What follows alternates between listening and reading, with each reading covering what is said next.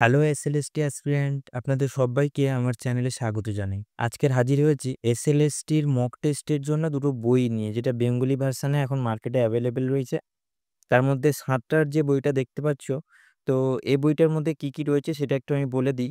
প্রথমত আমরা প্রাইসটা যদি বলি, সেক্ষেত্রে এই বইটার প্রাইস হচ্ছে ৳৩৫৫ দাম, ঠিক আছে? এবং এ বইটার প্রত্যেকটা অধ্যায় ভিত্তিক কোশ্চেনস, অর্থাৎ এমসিকিউ কোশ্চেনস রয়েছে। কোনোটায় ১৫০, ২০০ এরকম সব এমসিকিউ কোশ্চেনস রয়েছে এবং মক টেস্ট 9-10 এর জন্য কিছু মক টেস্টের সেট দিয়েছে এরকম ১০-১২ টা মতো। আর 11-12 এর জন্য ওইরকম ৮-১০ টা মতো সেট দিয়েছে, ঠিক আছে?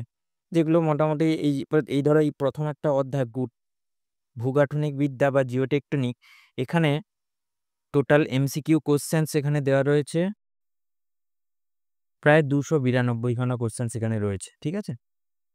তো এরকম বইটা মোটামুটি করা হয়েছে এবং আমাদের চ্যানেলে এসএলএসটির এক্সামের পরিপ্রেক্ষিতে একটা প্র্যাকটিস সেট আপলোড করা হয়েছে।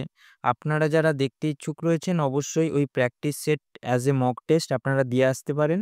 যেটার লিঙ্ক মোটামুটি এই জায়গাটায় রয়েছে। আপনারা এখানে ক্লিক করে দেখে আসতে পারেন, কিংবা কমেন্টে কিংবা ডেসক্রিপশনেও রয়েছে। ফ্রি মক টেস্টটা দিয়ে আপনারা অবশ্যই কত স্কোর করলেন সেটা কমেন্টে জানাবেন। এবং আরেকটা বই যেটা রয়েছে সেটা হচ্ছে এই বইটা, গোপাল মন্ডল। তো এই বইটা বেসিক্যালি প্র্যাকটিস সেট অনলি রয়েছে। মক টেস্ট টাইপের আপনারা দিতে পারবেন, এখানে প্র্যাকটিস সেট রয়েছে, ঠিক আছে? অধ্যায় ভিত্তিক কোয়েশ্চেনস এখানে খুব একটা নেই।